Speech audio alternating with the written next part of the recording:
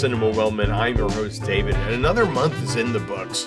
So it's once again time to take a look at the best and worst of the past 29 days. You know, February is so weird because it's got 28 or 29 days. But if it wasn't for leap year, every 750 years, our total everything would be reversed. So, okay, that's fine. We will now once again exclude any movies nominated for a current Oscar, since our Oscar ballot will be revealed next week, and those films will be covered at that time. We have 7 movies to discuss today, with 3 being on the worst side and 4 being on the best, so that's okay. 2 of the worst were leftovers from my recent monkey binge, so let's start with one of those, and, beware of poo flinging. From 2016, it's Monkey Up. I should have known better.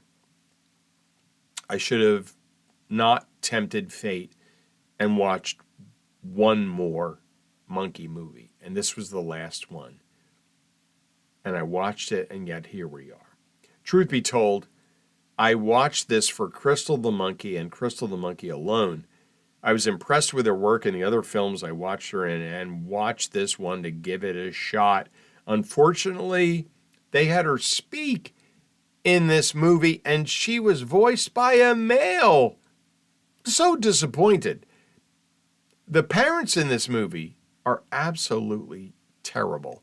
They make Mr. and Mrs. McAllister from Home Alone look like the parents of the year in comparison. At one point, the father utters the line, and I quote, "You mean a talking monkey has been living in my house for months, and I didn't know about it?" Yes, that's exactly what I mean, and you are an idiot. And the kids were so bad in this movie. I hate to pick on kid actors, but this acting should never have left the middle school stage. Not for nothing, but all those monkey movies that I watched, and this was the only one that resorted to monkeys flinging poo. Not Crystal's fault. She wasn't one of the flingers, but Monkey Up was a king-sized helping of monkey poo. Next up, I once again get totally screwed by the Best Original Song category. It's from 1994, and it's Don Juan DeMarco. My favorite Johnny Depp movies are Ed Wood, Donnie Brasco, Blow, Edward Scissorhands, and A Nightmare on Elm Street. I pretty much dislike every other movie he's ever made. Now that list of many dislikes includes Don Juan DeMarco. It was early on in his career, but this performance included the kind of acting that Depp decided to do in the second half of his career, and I am not a fan. Depp plays the title character, a man presenting himself as the fictional Spanish libertine Don Juan. Marlon Brando, also not a fan, plays the psychiatrist who was brought in to cure Depp.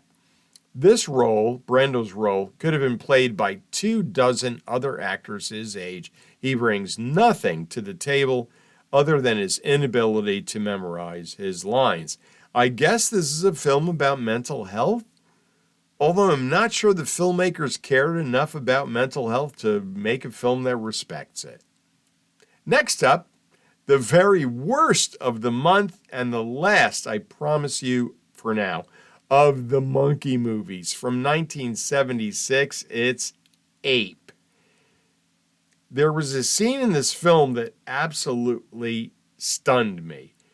I'm approaching 9,000 different films, and I can still be stunned. It's one of the reasons why I love movies so much, but not movies like Ape. I was so shocked by what I saw that I had to take a short video that I then sent to a bunch of people. The reply was basically, "The hell are you watching?" The film opens with the ape breaking free from his cage on a tanker in the middle of the ocean. He somehow blows up the ship and then wrestles a great white shark for all of some time. The ape is wrestling the shark standing up. What is he standing on? Is that the shallow part of the middle of the ocean that that tanker was cruising on? Talk about a reflection of real life at the time. This was 1976. A male character at an airport approaches the counter and asks if a female passenger is on a specific flight, and he is then given that accurate information just in case, he's stalking her. Remember Joanna Kearns? She played Carol Seaver on Growing Pains. Nice woman, from what I can tell. Decent actress as well. And she's now also a director. This was her film debut under the name, alias, Joanna de Verona. Happy to say that there were better things to come for her. At least she didn't get naked in this mess. I'm sure they asked. This ape destroys shit all over the place, but he doesn't kill a hang glider and decides instead to play with it like a butterfly, landing on his hand. No, I'm not buying that. Here's an example of the quality screenwriting from this film. The press can wait. I'm going to smoke this goddamn cigarette. Wow. An ape is walking through a pasture and steps over a cow, which is obviously a plastic toy with a wind-up tail. I knew I was in rarefied air with this movie. They actually they have the nerve to mention King Kong in the movie and on the movie poster. This would be included in a must-see bad movies list if it wasn't for two scenes that made light of rape. Here's a quote. Now remember, Greg, rape her gently. That was played as a joke. That's just disgraceful. And they bring it back again for another laugh. Ugh, just terrible. I rarely read the reviews on IMDb, but I noticed one for Ape and I have to share it. Here it goes, and I wish I said it first. And I quote, "This movie hates you." No two ways about it. It wants to hurt you for seeing it. No notes. On to the best of February and proof that my AMC Stubs A-List membership has been paying off so far. I saw 3 of the 4 February best on the big screen with my new enemy, Nicole Kidman. I hate that promo intro so much. If you go to AMC Movies, know that it's 23 minutes after the time that they tell you. It's 23. It's somewhere between 23 and 25. But get there 23 minutes after the post time, and you'll miss her. Make her stop, please. So here we go. Here's the best. First off, from 2023, we have Scrambled. I'm always pleasantly surprised when I enjoy a movie for which I am obviously not the intended demographic audience. This comedy, with just enough drama to make me tear up, is about a woman struggling with the idea of freezing her eggs for future use.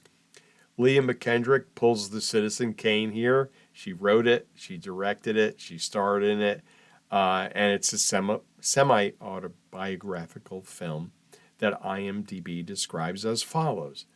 A 30-something eternal bridesmaid goes on an empowering and often hilarious journey of self-discovery.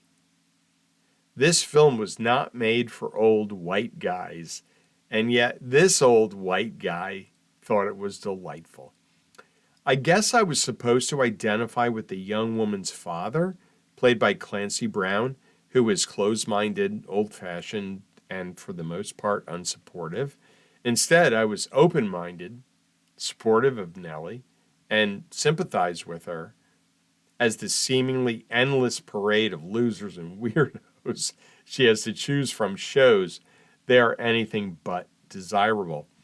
I can only imagine how difficult it is for women these days who are looking for a normal person to share their life with, only to be creeped out and creeped on by rando after rando with off putting personalities and more baggage than the lost luggage counter at Spirit Airlines. Sending you positive energy, ladies. Be careful out there. Next up is a horror comedy romance movie of all things. Oh, those romance movies, are they getting to me? From 2024, it's Lisa Frankenstein. IMDb tells us, quote, coming of rage love story about a teenager and her crush who happens to be a corpse.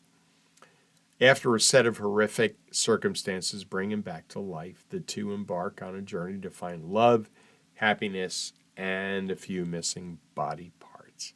Catherine Newton, who I loved in Freaky, plays Lisa, while her dead beau is played by Cody from the Disney Channel's old show, The Sweet Life of Zack and Cody. It's Cole Sprouse. I have not seen Cole since my daughters watched that show.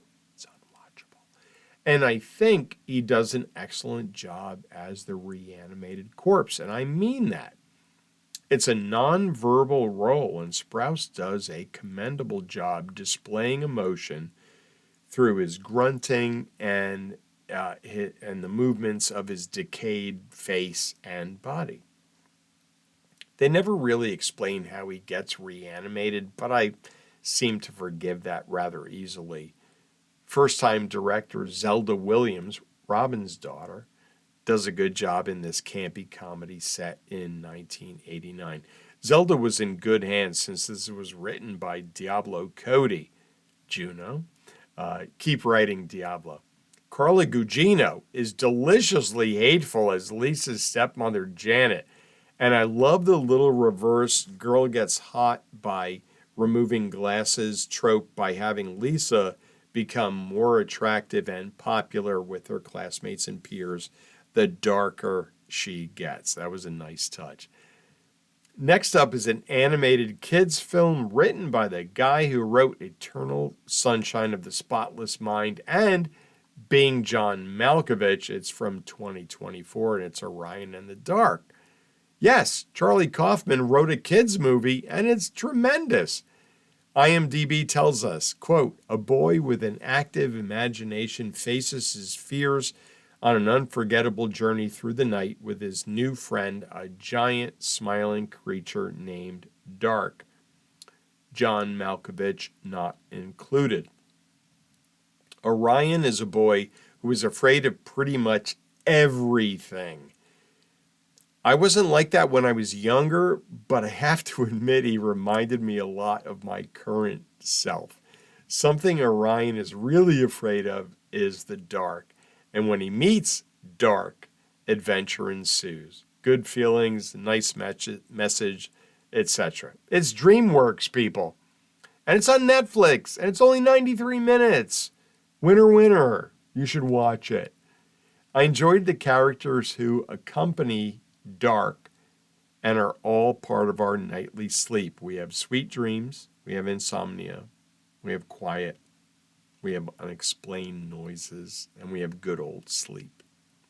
Each character has a part to play every night, and it was fun seeing Orion going on that adventure with them. He faces his fears and learns that there's really nothing about the dark to be afraid of. Unless there are clowns in the dark, then all bets are off. Okay, there's only one February movie left, and so it must be the best of the best, and it's from 2024, another AMC Stubbs A-list viewing, Argylle. I'm a big fan of action movies, but they're kind of starting to piss me off with how much they ignore science and physics and all of the overall laws of nature. Fight scenes in movies are totally unrealistic and unbelievable. You get hit in the head with a fire extinguisher, you're not getting up. Someone breaks a liquor bottle over your head, you're not getting up. As the fighting has gotten more and more stylized and choreographed, the fights themselves have become more and more unrealistic and almost cartoonish. I'm okay with suspending reality. I've even softened my stance on that King Kong helicopter sequence, but there's only so much reality I'm willing to suspend. And all of this is one of the reasons I enjoyed Argylle so much. Let's see what IMDb has to say. Quote, a reclusive author who writes espionage novels about a secret agent and a global spy syndicate realizes the plot of the new book she's writing starts to mirror real life and real world events in real time. Since the reality/fiction line is being tiptoed across, I suspended a lot of reality in Argylle. I also love the cast. The author is played by the great Catherine O'Hara, and she's supported by Bryce Dallas Howard, Henry Cavill, Dua Lipa, Bryan Cranston, Ariana DeBose, and friend of Cinema Wellman Sam Rockwell. It was a tad too long for me at 2 hours and 19 minutes, but the action sequences were well done, and it was pretty funny. It was especially fun to see O'Hara writing at her desk and seeing things change in real time. My favorite part was an out-of-control and over-the-top fight sequence in which Howard and Rockwell fight off what seems to be hundreds of armed and anonymous henchmen, an action movie staple. I loved it. I loved how it purposely did things that were close to impossible in real life, but it is all presented as if it was just some stuff that spies do all the time without any kind of preparation or practice. There are smoke grenades that are tossed to each other and kicked, back foot kicked, heel kicked off of it to each other in what seems to be an old Busby Berkeley production on acid. This was great fun, and something I will definitely watch again when it starts streaming somewhere. I think it's going to be Apple because I read that Apple paid $200 million for it. Oh, and Chip the cat was played by Alfie the cat, who happens to be owned by Claudia Schiffer. Nice work if you can get it. Well, that's a wrap for our best and worst of the month of February. Never a dull moment here at Cinema Wellman. We hope you're back with us next week when we will unveil our Oscar ballot for the year. I have one more week to see those dozen nominated films that have eluded me so far. Please tune in to see who Cinema Wellman's official Oscar votes go to. Not that they count at all. And until then, take care.